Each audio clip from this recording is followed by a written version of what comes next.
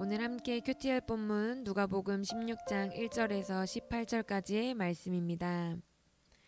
또한 제자들에게 이르시되 어떤 부자에게 청지기가 있는데 그가 주인의 소유를 낭비한다는 말이 그 주인에게 들린지라. 주인이 그를 불러 이르되 내가 내게 대하여 들은 이 말이 어찌 됨이냐. 내가 보던 일을 세마라. 청지기 직무를 계속하지 못하리라 하니 청지기가 속으로 이르되 주인이 내 직분을 빼앗으니 내가 무엇을 할까. 땅을 파자니 힘이 없고 빌어먹자니 부끄럽구나. 내가 할 일을 알았도다. 이렇게 하면 직분을 빼앗긴 후에 사람들이 나를 자기 집으로 영접하리라 하고 주인에게 빚진 자를 일일이 불러다가 먼저 온 자에게 이르되 내가 내 주인에게 얼마나 빚졌느냐. 말하되 기름 100마리니이다. 이르되 여기 내 증서를 가지고 빨리 앉아 50이라 쓰라 하고 또 다른 이에게 이르되 너는 얼마나 빚졌느냐. 이르되 밀 100석이니이다. 이르되 여기 내 증서를 가지고 80이라 쓰라 하였는지라. 주인이 이 옳지 않은 청지기가 이를 지혜 있게 하였으므로 칭찬하였으니 이 세대의 아들들이 자기 시대에 있어서는 빛의 아들들보다 더 지혜로움이니라. 내가 너희에게 말하노니 불의의 제물로 친구를 사기라. 그리하면 그 제물이 없어질 때에 그들이 너희를 영주할 처소로 영접하리라.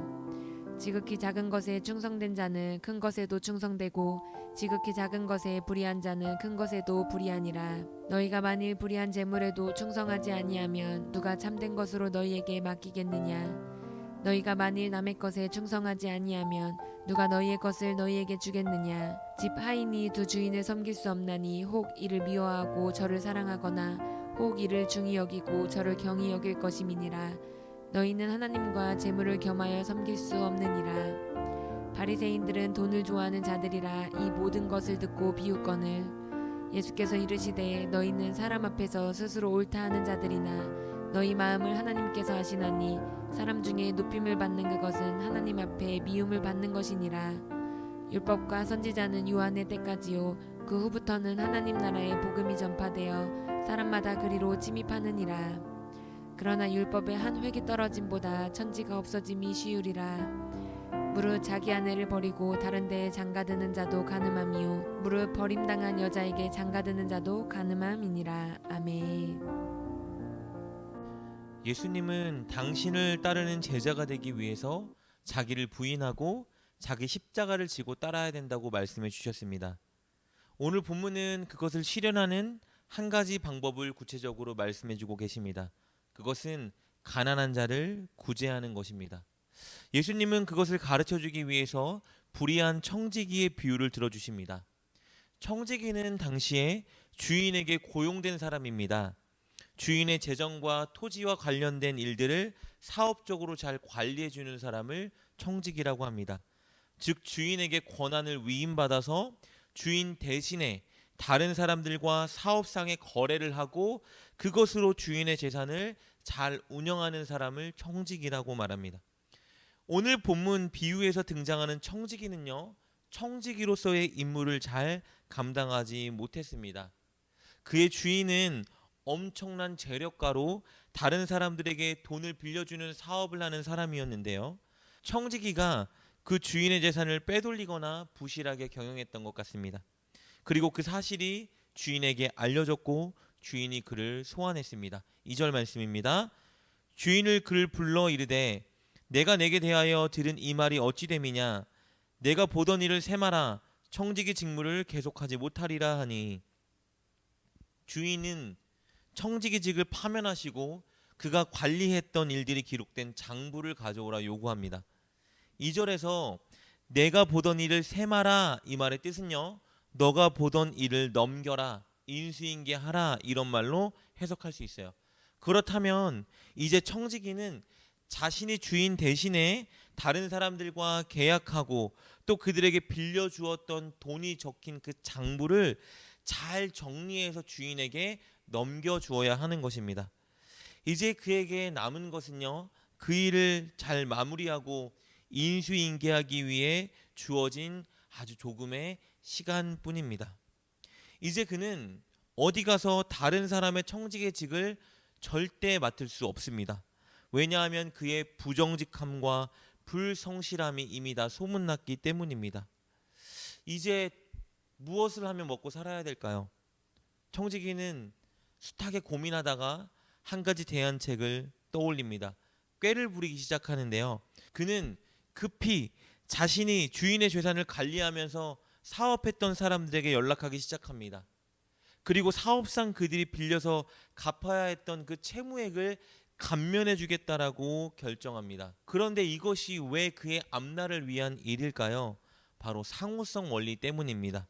우리가 앞서 나눴던 것처럼요. 당시 사람들은 내가 열을 주면 열을 받아야 한다. 혹은 내가 열을 받았다면 열을 주어야 한다라는 상호성 원리에 입각해서 사회생활을 하고 있었습니다. 청지기가 비즈니스를 하고 그래서 돈을 빌렸던 사람들의 채무액을 깎아준다면 그들은 청지기가 베풀어준 은혜에 감사해서 은혜에 보답하기 위해서 청지기에게 안식처와 음식을 먼 훗날 제공할 것입니다. 그래서 청지기는 속히 이 일을 진행해 나가기 시작합니다.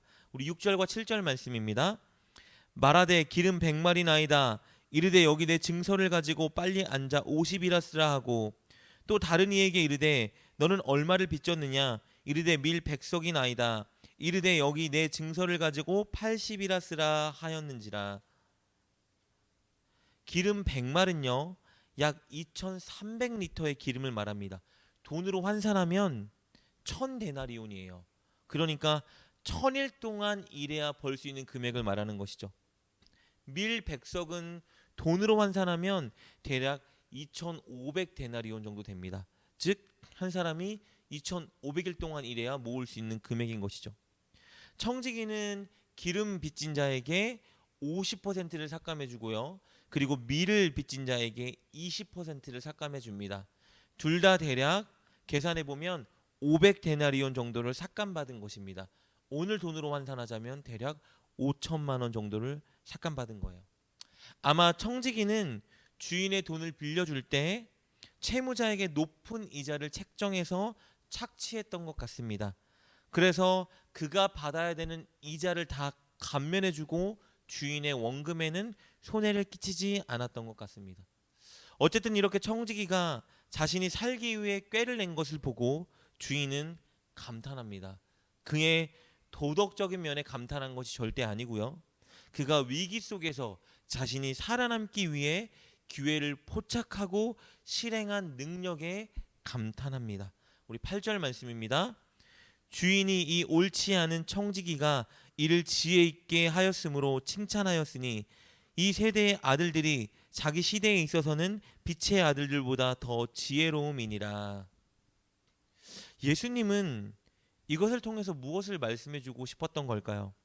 그것은요, 바로 하나님 나라의 백성들도 기회를 포착하고 실행할 능력과 지혜를 갖춰 실천해야 한다라는 것을 말해주고 싶었던 것입니다. 그렇다면 궁금한 것이 있죠. 우리 믿음의 사람들이 어떤 기회를 포착하고 실행해야 할까요? 그것은 돈을 가지고 가난한 자들을 섬기는 기회를 포착하고 그것을 실행에 옮겨 나아가는 것을 말하는 것입니다. 구제를 말하는 것이죠. 왜냐하면 구제는요, 하나님 나라의 참 보화를 쌓는 일이기 때문입니다. 우리 9절 말씀입니다. 내가 너희에게 말하노니 불의의 재물로 친구를 사기라. 그리하면 그 재물이 없어질 때에 그들이 너희를 영주할 처소로 영접하리라. 여기서 말하는 불의의 재물은 돈을 의미합니다. 돈을 불의하다고 표현하는 것은요, 돈 자체가 불의하다는 것을 의미하는 것이 아니고요. 우리가 돈을 얻고 또 돈을 사용할 때에 불의를 저지르는 그 행태를 말하는 것입니다. 또 하늘에 참된 보화와 비교할 때에 상대적으로 이 땅에 있는 돈이 불의하다라는 것을 말해주는 것뿐입니다. 예수님은 그 돈으로 친구를 사귀는 데 사용하라고 말씀하십니다. 여기서 말하는 친구는요, 가난한 자들, 소외된 자들을 의미합니다. 즉 우리가 돈이 있을 때 그것으로 가난한 자들을 위해 구제하기에 힘쓰라고 말씀해 주시는 겁니다. 그렇게 할 때에 하늘에 참된 것을 쌓게 될 것이고 또 하나님께서 우리에게 그 모습을 보고 더 귀한 것들을 맡겨줄 것이기 때문입니다. 그러나 반대로 우리가 그렇게 하지 못할 때에는요, 우리가 하나님보다 돈을 더 사랑하고 있고 돈에 더 우선순위를 두고 있다라는 우리의 그 마음을 하나님께 발각되게 될 것입니다. 13절 말씀입니다. 집 하인이 두 주인을 섬길 수 없나니 혹 이를 미워하고 저를 사랑하거나 혹 이를 중히 여기고 저를 경히 여길 것임이라. 너희는 하나님과 재물을 겸하여 섬길 수 없느니라. 우리가 구제하지 못한다면 우리는 하나님을 경히 여기고 돈을 중히 여긴다는 것을 드러내는 것이기 때문입니다. 바리새인들은요, 14절과 15절에 기록된 것처럼 늘 경건한 척했고 하나님을 사랑하는 척했겠지만 결국은 그들은 하나님보다 돈을 더 사랑하는 자들이었습니다. 그들이 보여주는 종교적인 열심도 하나님을 사랑하기 때문이 아니라 자신들이 더 높임받고 인정받고자 하는 욕구 때문이었습니다.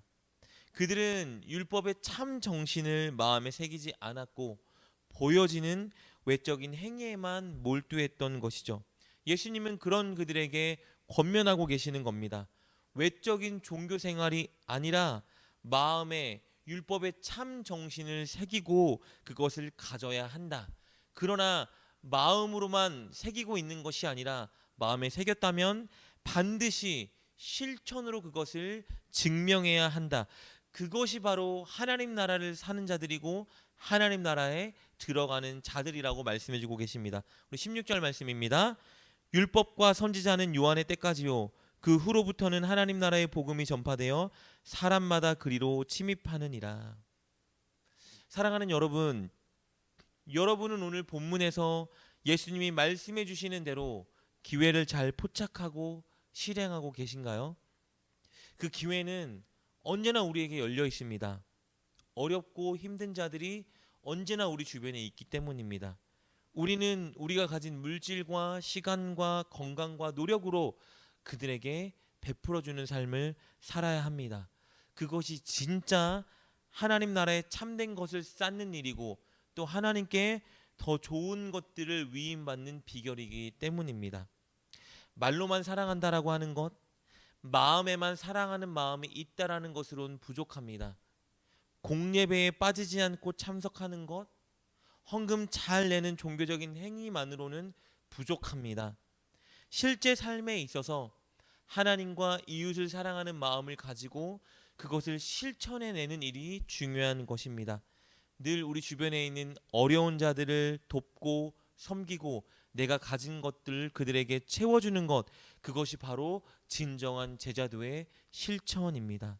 오늘 하나님께 받은 것들로 우리 주변에 있는 어려운 자들을 돕고 섬기는 좋은 청지기가 됩시다. 오늘 꼭 그렇게 실천하는 저와 여러분 되길 주님의 이름으로 축복합니다. 기도하겠습니다. 하나님, 우리에게 날마다 주시는 기회를 잘 포착하여 하늘 보화를 쌓는 우리가 되게 하여 주옵소서. 우리가 가진 것들이 하나님께서 주신 것임을 인정하고 그것들을 필요한 사람들에게 마땅히 나눠주는 믿음과 용기를 주옵소서. 그렇게 물질보다 하나님을 더 사랑하는 우리가 되게 하여 주옵소서. 예수님의 이름으로 기도드립니다. 아멘. 오늘 말씀을 통해 깨닫고 결단한 것은 무엇입니까? 그것을 붙들고 하나님께 기도합시다. 그리고 그렇게 실천하며 하루를 살아가는 여러분 되시길 주님의 이름으로 축복합니다.